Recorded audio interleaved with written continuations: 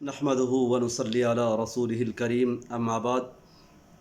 ما كان محمد ابا احد من رجالكم ولكن رسول الله وخاتم النبيين۔ جیسا کہ آپ حضرات کو معلوم ہے کہ 7 ستمبر یوم الفتح منایا جا رہا ہے، تو اس حوالے سے سب سے پہلی گزارش یہ ہے کہ جہاں تک ہماری یہ آواز پہنچ رہی ہے تمام احباب وہاں پہنچنے کی کوشش کریں۔ اور یہ ایک ایسا کام ہے، فرماتے ہیں کہ جو شخص ختم نبوت کا کام کرتا ہے اس کے کندھے پر رسول اللہ صلی اللہ علیہ وسلم کا دست شفقت ہوتا ہے۔ اور مفتی حسن صاحب دامت برکاتہم العالیہ فرماتے ہیں کہ میں قسم کھا کر کہتا ہوں کہ جو ختم نبوت کا کام کرتا ہے وہ جنتی ہے۔ تو اس جلسے میں جانا اور اس جلسے کے لیے محنت کرنا، چاہے وہ جانی طور پر ہو، مالی طور پر ہو یا دعوتی طریقے سے ہو،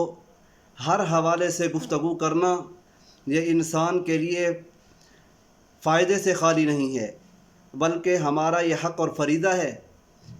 کہ ہم جیسے لوگوں کے لیے رسول اللہ صلی اللہ علیہ وسلم ساری زندگی امتی امتی کہہ کر پکارتے رہے، اور آج جب رسول اللہ صلی اللہ علیہ وسلم کی ناموس کے اوپر مرزا قادیانی کے گماشتے بکواسات کرتے پھر رہے ہیں، تو ان کے خلاف کامیابی کے طور پر جو یوم الفتح منایا جا رہا ہے، تو رسول اللہ صلی اللہ علیہ وسلم کا ہمارے اوپر یہ حق بنتا ہے کہ ہم اس کے لیے اپنی طرف سے جتنی کوشش ہو سکتی ہے پوری کوشش کریں، مالی طور پر تعاون بھی کریں، اگر خود نہیں جا سکتے تو کم از کم اپنی جگہ 2-3 بندوں کو بھیج کر اس کا خرچہ دے کر ان کو بھیجیں، تاکہ کل قیامت کے دن ہم رسول اللہ صلی اللہ علیہ وسلم کی بارگاہ اقدس کے اندر سرخرو ہو سکیں۔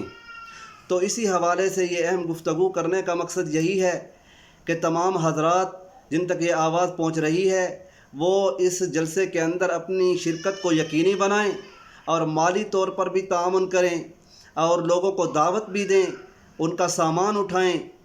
جو قافلے جا رہے ہیں ان کا سامان اٹھا کر ان کو پیک کروائیں اور ان کو روانہ کریں۔ ان کے ساتھ تشریف نہیں لے جا سکتے تو کم از کم ان کے ساتھ معاملت پوری کریں۔ اسی حوالے سے یہ گفتگو کی گئی ہے۔ اللہ رب العزت ہم سب کو اس کام کے اندر پوری محنت کرنے کی اور پورا حصہ ڈالنے کی اللہ رب العزت اس کی پوری توفیق نصیب فرمائیں، اور ہماری اس چھوٹی سی کاوش کو اپنی بارگاہ میں قبول فرما کے رسول اللہ صلی اللہ علیہ وسلم کے دست قیامت کے دن جام کوثر نصیب فرمائیں، اور بار حرمین کی زیارت اللہ رب العزت ہمیں سب کو نصیب فرمائیں۔ وآخر دعوانا ان الحمد للہ رب العالمین۔